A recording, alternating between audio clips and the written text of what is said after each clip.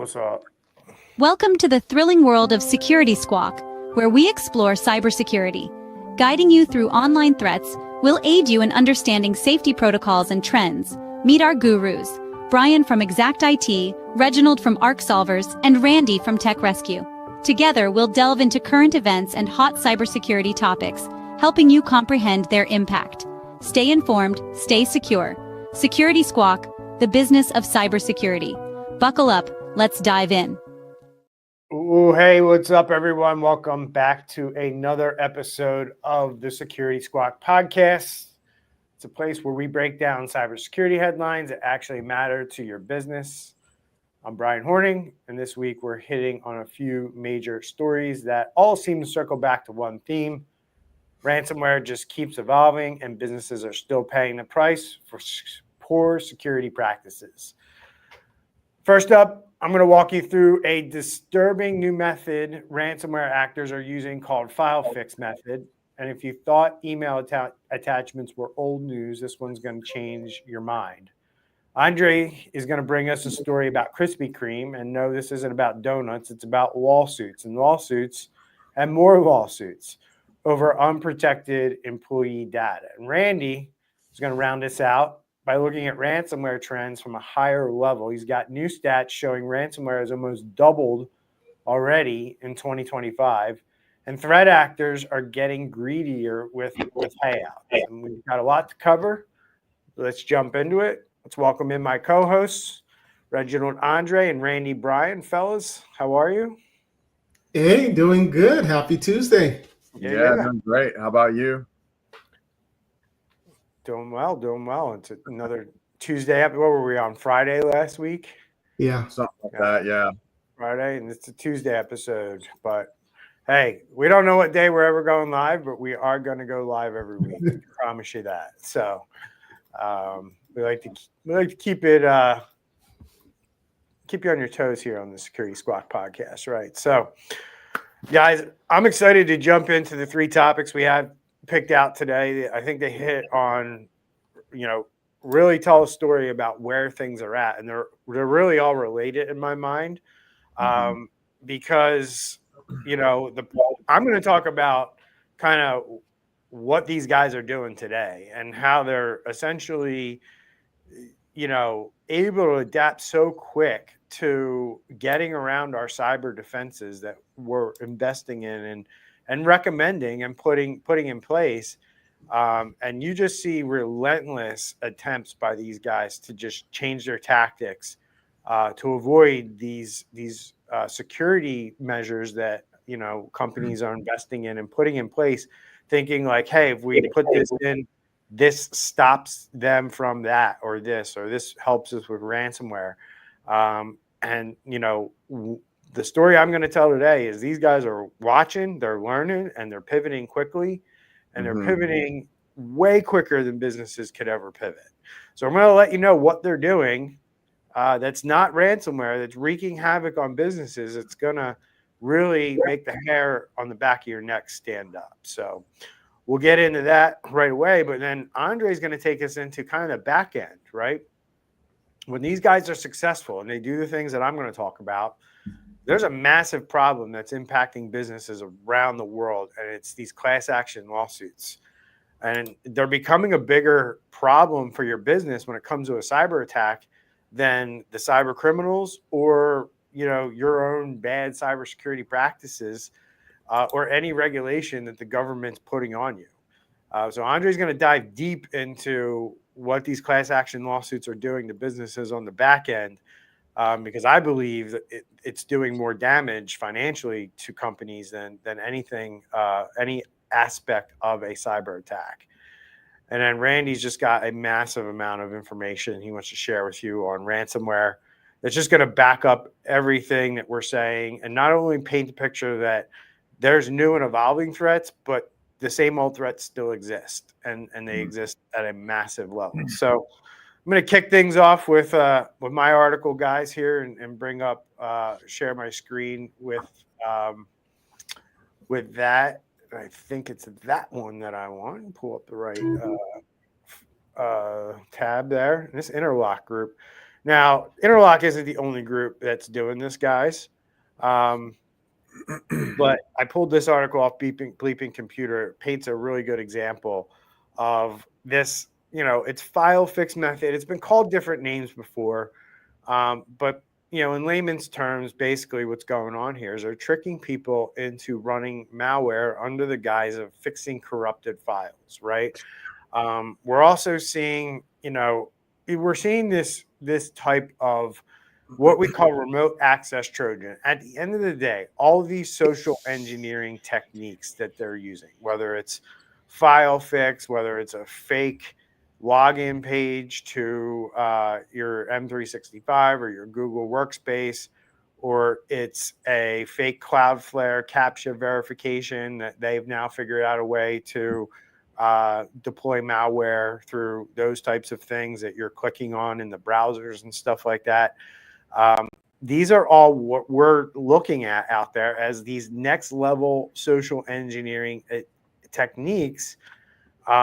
And the reason that guys like us are concerned and bringing it to your attention is it's effective because people are doing this stuff and not realizing, and I guess we've been kind of almost trained in a way that, yes, we're to spot phishing, but a lot of people have it in their mind that when you click on something and if nothing happens and I don't really need to tell anybody, or like, hey, a lot of people think like, hey, if I click on it, like within some period of time, I'm going to see ransomware. I'm just here to tell you things are changing. The lesson here is simple but painful. These attackers understand two things really well: human behavior, and that most companies understand cybersecurity and are putting certain tools in place. Even like I'm talking about like Security and Operations Center, SOCs.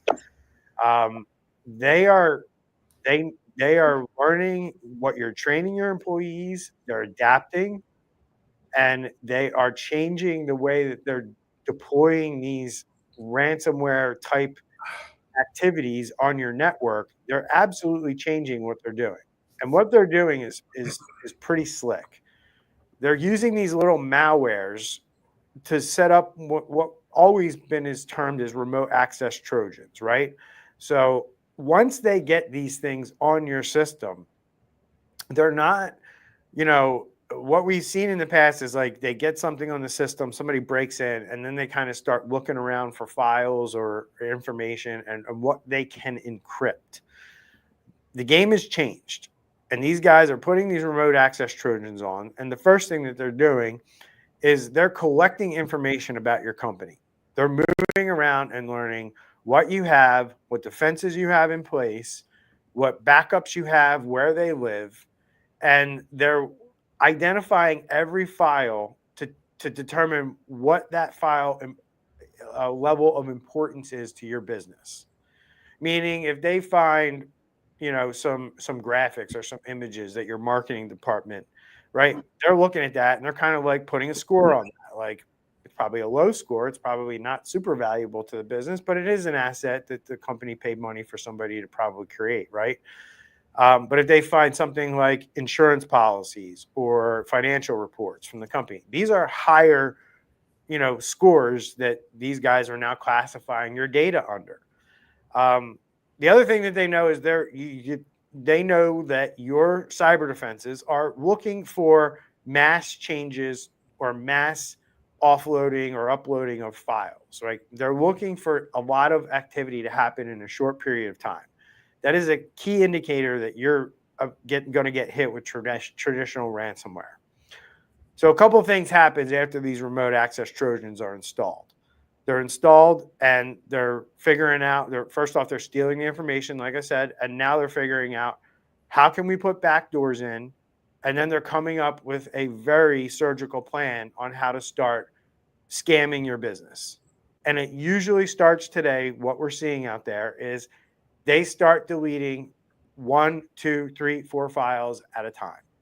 They're not deleting thousands. They're not encrypting thousands. They're just taking one file at a time. Usually the importance one, they start with the important ones. Why do they do this? Because nobody's paying attention when 1 or 2 files goes fleeting off the network, right? Moves from one spot to another. Maybe they move it to a Dropbox or to a cloud service. And they're stealing these files one by one. A lot of times, once they have the files, they're going into your network and they're deleting the file. And then maybe somebody notices, maybe somebody, right? And maybe they're in there for 2 or 3 months before somebody realizes a file that they need to work with is now gone.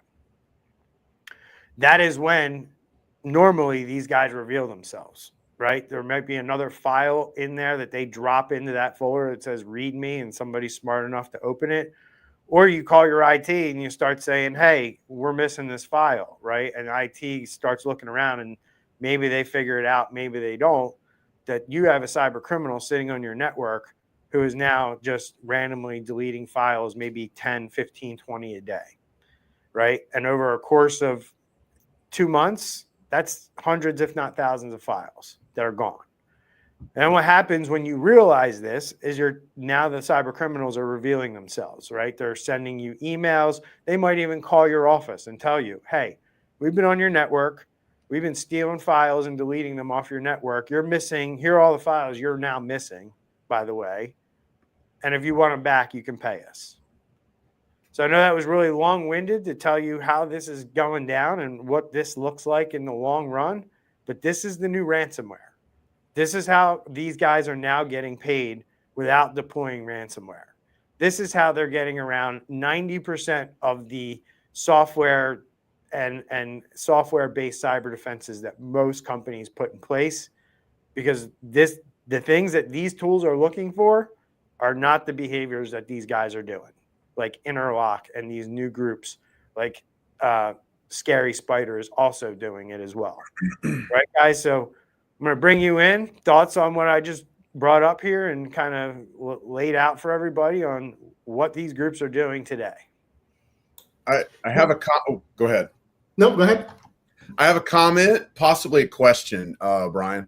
So this sounds, it reminds me of some of the Indian scammers, like on the YouTube channel, the Payback, Scammer Payback, where they're coming in under a false pretense. So this FileFix, does it pop up as like an ad?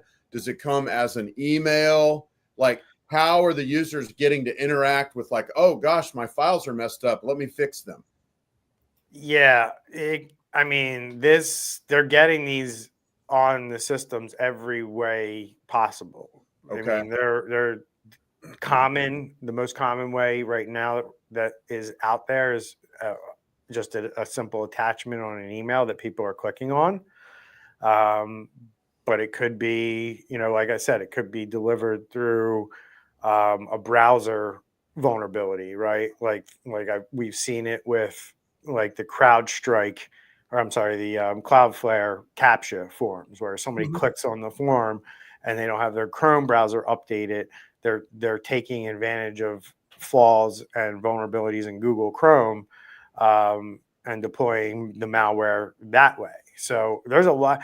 See, the scary part about this, Randy, is this malware is so light and requires so little. You're number one, you're exploiting vulnerabilities, and that's why, right? So you have to get this onto basically an unpatched system. What we know and what cyber criminals are betting on is that most people are running unpatched systems, right? Or there's something that they can exploit to get on there, right? But these are such lightweight malwares that these rats, these remote access Trojans, that it doesn't take a whole lot. They don't need a whole lot to get. It's not like they have to get you to download a package and execute it like they do with traditional ransomware or other methods for gaining access to somebody's network. So this is a pretty simple way to get the access you need to then, the other part of it is like, they really take advantage of those unpatched computers and networks, right? Because once that Trojan's on there, they're now downloading other tools to identify other vulnerabilities. And the only way this really plays out to where they can start stealing and moving files and deleting things and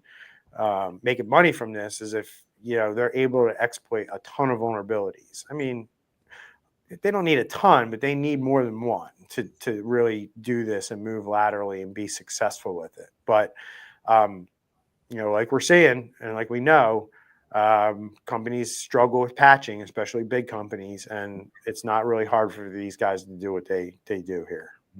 Patching, I always call it the unsexiest of all the cybersecurity things that you do, because it is. But also, you're talking a lot about them living off the land. They get in there and you get a foothold, and that's another thing that I'm always really interested in, seeing how these groups live off the land, what they're doing to stay in there without getting detected. Yeah, and this is big. So go ahead. Yeah, I was going to say, and this is why it's so important that we're providing training to our clients, because this, just imagine you're on a website. You could be doing, workshopping, research, whatever you're doing on the website, and you get that message that says, hey, to verify you're human, copy and paste this into your file explorer, and it's showing you the easy steps that you have to do. And that's another way that they're getting in. And most of the training that's out there is not talking about this. So that's why, it's so important that we, educate our clients, make that part of the culture. And another thing too is, they're starting with these big companies. Don't think that they don't have, all of the major antivirus softwares testing this to see how does the antivirus react, what does it do. And it's only a matter of time, they're hitting the big companies and they're like, all right, cool, we can hit them. And it's only a matter of time till it comes to that small business. Yep, good point. That's a good point. Yep. So that's where it's at. I mean, it's very interesting to me that it's evolved to this point where we're just now deleting, stealing the data, deleting it. And then the scam goes from there, whether you pay to get it back or whether you pay to not have it released to the public. They can do a lot of that. They can do a lot with that data once they know about it. But the more important thing here is to understand things have changed. Ransomware, this is probably the beginning of the end for traditional ransomware. It had a good run, but these guys are learning that they don't need this hit you over the face, kind of smash the watermelon, type of attack to get everybody's attention. They can be very effective and do this in ways that nobody notices. And to me, that's scarier than ransomware. Yeah, it's only going to get worse, Brian, because we've seen whether it's traditional ransomware or leaking files out, some combination of all the above, as AI becomes more ubiquitous, with everybody on both sides using it, the attacks are just going to change faster and faster as they evolve. So, we ain't seen nothing yet, I guess is what I'm trying to say. Absolutely. So we'll keep you updated as this evolves, and this certainly will not be the last you hear of this, because this is just the beginning of, I believe, what businesses are going to be talking about probably in the next 2 to 3 years of these types of attacks occurring on their network, and less about traditional ransomware. So keep everybody updated. And moving right along, let's move over to Andre's topic this week. And this one hits close to home for a lot of businesses, not because it's about ransomware, because it's about bad security hygiene. Krispy Kreme is now facing a class action lawsuit, guys, and they're not the only business who is, dealing with this stuff and having to deal with these class action lawsuits on the back end after a data breach exposes things like customer and employee info. Don't know. Oh, there we go. It switched. So now Krispy Kreme is facing a class action lawsuit after their data breach exposed employee info. And guess what? The data was not encrypted. So names, social security numbers, financial details, all sitting there like an open box of donuts waiting for attackers to grab them. So Andre, you got the details on what happened, and more importantly, what businesses should learn from Krispy Kreme's mistake. So you took my pun joke, Brian. Man, I have the dad jokes. All We've right. already established that. All right. So yes, so just to kind of give a little recap, back in November 2024, Krispy Kreme had a data breach. Now there's a few things that, there's one thing to have a data breach, but there's another thing to wait months and months in telling your employees that you had a data breach. And of course, their response, Krispy Kreme's response is, well, we don't believe that the hackers did anything with your socials, driver license, passport, financial account information, and biometric data that we had on you. So don't worry, nothing to see here. Here's a year of credit reporting and everything will be okay. So kind of talking about how most of the time we're talking about, real time data breaches, ransomware, but now here we're seeing almost, a year later, we're seeing the ramifications from it, because it just took one employee to get with an attorney to say, I want to do a class action lawsuit. Krispy Kreme has more than 160, well, according to this, more than 160,000 employees' informations were in this data breach. And this is now where, the rubber hits the road and the lawsuits is going to start coming, because, look at what the class action lawsuit is saying. It's saying intentional, willful, reckless, negligent failure to implement and maintain adequate data protections. And like you said, Brian, one of the things that you could have just simply done is do redactions on the social security numbers, do encryption, put systems in place where all of this information isn't just in plain text. That's reckless, right? If you're sitting in a jury and you're listening to this, you're like, wait, Krispy Kreme is $1 billion company, and you're telling me that all of their employees just sits in a regular Excel spreadsheet and they didn't do anything to protect this employee's information? That's where it goes, and this is kind of where we are right now. So for you small business owners that may think we're just making donuts, who cares about, hackers not going to do nothing. We're a manufacturing plant. All of those systems are offline and nobody wants anything to do with, our business. Well, what about your employees' information and all that information? And even if you have it in third-party cloud, ADP and Paychecks and things like that. But as we talked about a couple of weeks ago, employees sure love that download folder, where even if you're storing stuff in the cloud, but then for whatever reason, they need to download that data to, manipulate the data. All of that is still on your local computer. So it's so important that, you do these assessments to look at all of the sensitive information in your systems. And then you put a plan in place to okay, what can be deleted, what needs to be encrypted, what needs to be stored in a protected place. You're muted, dude. I'm gonna let you talk. I'm gonna let you finish. Yeah, so good insight. And you mentioned, sorry, having a little bit of allergies this morning, so I gotta mute occasionally. But you mentioned the whole jury thing, and that's an aspect or a perspective that I like to use sometimes, Andre. And just think about, you're sitting in front of a jury of, there'll be a couple technical people in there, and maybe your lawyer's going to get half of them being technical, the other half won't be. How's this going to sound to a jury? Like you said, $1 billion company, and they have their server, or wherever they're storing employee data. All that data is unencrypted, and it was just there for the taking, unimpeded. So really good point. Yeah, and if people haven't gotten the picture yet, I mean, there is a whole, essentially, this is the new ambulance chaser, and I've said it before. I mean, on this show, this is the new ambulance chaser. Like, I could do a Google News search for you right now and show you about 5 or 6 law firms where all they do is create blog posts on data breaches for the sole purpose of that being indexed by Google.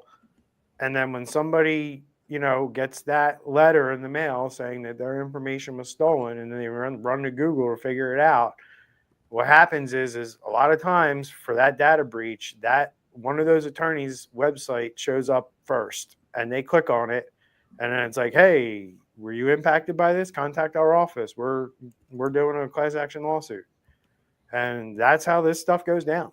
And it's going down at a rapid pace because everything that you guys said is spot on about how these class action lawsuits go down and how these lawyers are so good at making these companies look like they were just completely willfully negligent at what they were doing when it comes to data protection.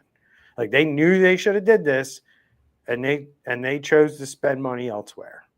And they will subpoena your texts, your company chats, your company DMs, your emails. They'll use AI to search all that.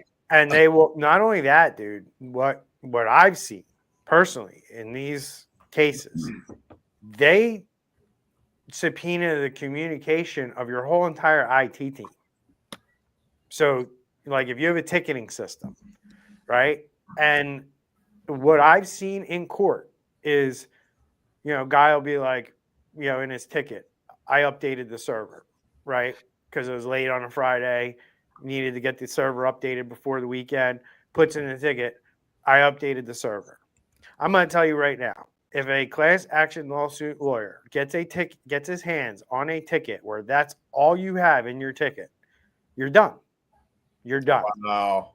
Because you don't have enough information about who, what, where, when, and why that server needed to be updated. Who authorized it, why you're doing it. Like, that all needs to be in there as part of the ticket. And that needs to be understood by MSPs, IT companies, and IT departments out there. And I think, MSPs will get it. IT companies will get it because it's risk to their business. I think the last ones to get it are companies that have their own internal IT, because they're just not going to force their IT to do it at that level until they experience something like this and learn through a class action lawsuit that they actually need to be doing things at a higher level or a greater level of detail than what they've actually have historically done it in. So just one example of where I see this go awry for companies. And the problem is, guys, you could be doing everything right, but you're not documenting it correctly. And if you're not documenting it correctly, you're going to be paying money in your class action lawsuit. That the documentation is what's going to get you out of needing to pay and actually give you a chance to actually fight and win these. Yeah. But if you don't have it, you're going to be negotiating a settlement. You should probably be doing your thing, like thinking like a jury's going to probably be looking at all this at some point. And so then that way you're doing it properly, documenting it for the future. That's a great, that is actually what we say in our company. And, when it comes to this stuff, like, we got to write this stuff. We're not writing it for a customer, which we are at the end of the day. We're not writing it for ourselves. We're writing it for when a third party, like a lawyer or a, jury, as you stated, is looking and reading this stuff. And that's great advice. And thanks, man. Yeah. And one more point, doing my research for my segment, I kept running into over and over and over and over lawsuit articles about breaches that we already covered on our show. Yep. But they were, it was actually hard to find new information because there was such a plethora of these lawsuits related to stuff that we've already covered over the past 2 years. Crazy. Yeah. And, stock price for the last year down 70%. Ooh. So they may not even have a lot of money, but they better hurry up this class action lawsuit before they get right. to it. Yeah. It's going to be a good time to buy at some point. Yep. That is not stock advice. No, sir. No, sir. So good article there, Andre. Way to bring that to everyone's attention. And let's move out a little bit. Randy's bringing us the bigger picture on ransomware this week, and the trends are ugly. Ransomware attacks have nearly doubled in just the first half of 2025, and small businesses, especially here in the U.S., are taking the brunt of the hits. On top of that, ransomware as a service gangs, the groups that are providing the ransomware to groups that break into networks are getting even more ruthless. They're offering these affiliates up to 80% of the ransomware take as payout, meaning if you break in, you're going to get 80% and we're only going to take 20. That's a different ball game than where it's been in the past, for sure. And that's a dangerous incentive for these criminals to keep trying to break down the door and get into your company. Randy, what's the landscape looking like right now? And where is this headed for the rest of 2025? Okay, yeah. So first off, I do want to put a little asterisk by there that we talked earlier in the show in your segment about are they bypassing ransomware, just going to data exfiltration? I think we can effectively kind of lump all of that together as what are the criminals doing to get money out of people. And I know this one specifically is talking about ransomware, but this has been going on. We've been predicting this particular shift, Brian, for at least probably 3 years on our show, because who's making the news? The Krispy Kremes are making the news. The Qantas Airlines are making the news. Who's not making the news? It's ABC Construction down the road. It's XYZ Doctor's Office, which is a regional group, that has like 6 offices. Those are not making the news. And that's one of the big news points here is we're talking about small to medium-sized businesses that are getting targeted here. And I did a little research. What are they doing to get in? I'm not going to go off into the weeds too much here, but they're finding compromised credentials via phishing, because if they can get on the system, y'all, it's freaking scary. I would say 95% of the time, when we're doing a cybersecurity risk assessment, we can get onto a system and we can pull the passwords without having any kind of admin rights or anything like that. It is insane scary. So they're either by phishing, they're getting involved and they're getting on the machine and they're taking out credentials, using them, or they're getting them off the dark web. Another big deal is taking advantage of exploitation. We talked about SafePay last week. They're spiking right now. They're driving up this statistic. That's one of their favorite things, using exploitations of maybe things that aren't patched, or VPN software, getting in by malicious emails, malicious links. So, it's 2025. Email still a great way for the bad guys to get into business. 2025, bad links. Still a way for bad guys to get into the businesses, and a lot of this spike is caused by people that they use what's called initial access brokers. And once again, we don't want to get off into the weeds, but these are the criminals that literally specialize into getting in, and then once they get in, they sell the access to somebody else, and then those people come in, and we're seeing a ton of this spike being related to them getting into 365 and then building a persistence there. So they're getting in, they've got access maybe to an admin or maybe to a user. They're able to build in rules and things like that. But bottom line, like we've already said in the show, they're being crafty. They're using AI to help them, come up with more ingenious ways to get in. And they're also just taking advantage of the old bread and butter stuff, like unpatched things, no email security, and things like that. But bottom line, more than ever, this is a time for small and medium businesses to be more vigilant, not less. Yeah, and it also talked about a 49% increase over last year. But what the articles and news never talk about is the businesses the cash flow disruption that they're going to be having, the missed payrolls that they're going to have and not paying their vendors, and then more importantly losing the client. So this is not just even about oh my gosh, we got ransomware. our business is down, but then all of that after the fact, and of course the lawsuits as well, as we just talked about. Yeah, just breaking down the numbers, guys. It seems like ransomware has gone full on Silicon Valley startup at this point in my mind. I mean, these ransomware as a service groups are now offering 80% payouts to affiliates. And quite frankly, that's better margins than most salespeople get at legit companies. And it's practically a franchise model at this point, because most franchise models are kind of built this way. They provide the tools, you do the dirty work, and everyone cashes out and makes money. It's no surprise that these attacks have nearly doubled this year. The business model is working. And until all governments, not just some, treat these groups like organized crime syndicates that they are, this growth is just going to continue. If there's money to be made, someone's going to keep ringing the doorbell. That's how I feel. Yep. That's right. Like my history professor taught me years and years ago, follow the money.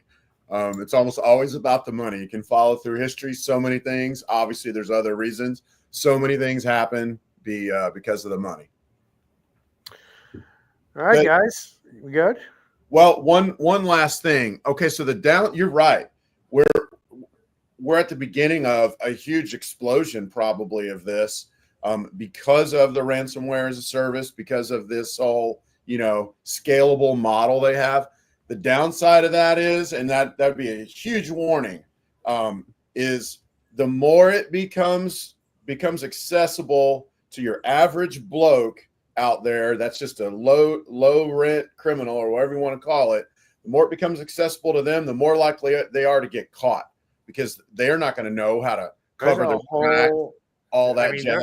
There's probably, like, if I take a step back, I can see like 3 or 4 storms brewing that will exacerbate what we're talking about, right? We're talking about a potential downturn in the job market, right? And then you're going to have lots of college students coming out of college with these skills who can't find jobs. And you're not going to tell me that some of those people aren't going to turn to some of this stuff to make in the U.S. It doesn't matter where. Wow. I mean, the global economy is kind of in the same boat.